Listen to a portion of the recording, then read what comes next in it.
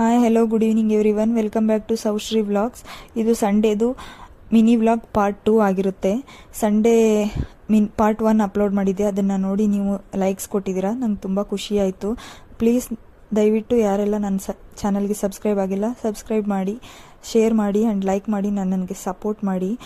ನಾವು ಆಲ್ರೆಡಿ ಬರಬೇಕಾದ್ರೇ ಪ್ಲ್ಯಾನ್ ಮಾಡ್ಕೊಬಂದಿದ್ದರಿಂದ ಪಾರ್ಕ್ ನಿಯರ್ ಬೈನೇ ಟೆಂಪಲ್ ಇರೋದ್ರಿಂದ ಪಾರ್ಕಲ್ಲಿ ಫಸ್ಟ್ ಕತ್ಲೆಗೆ ಮುಂಚೆ ಮಕ್ಕಳನ್ನ ಆಟ ಆಡಿಸ್ಕೊಂಡು ಆಮೇಲೆ ದೇವಸ್ಥಾನಕ್ಕೆ ಬಂದು ಇಲ್ಲಿ ಬಂದು ಮಕ್ಕಳಿಗೆ ದೇವ್ರ ದರ್ಶನ ಮಾಡಿಸಿ, ಅದಾದಮೇಲೆ ಅಲ್ಲೇ ಪಕ್ಕದಲ್ಲಿ ದೇವಸ್ಥಾನದ ಒಳಗಡೆನೆ ಉತ್ಸವ ಮೂರ್ತಿಗಳದ್ದು ಐಡಲ್ಸ್ ಎಲ್ಲ ಇಟ್ಟಿದ್ರು.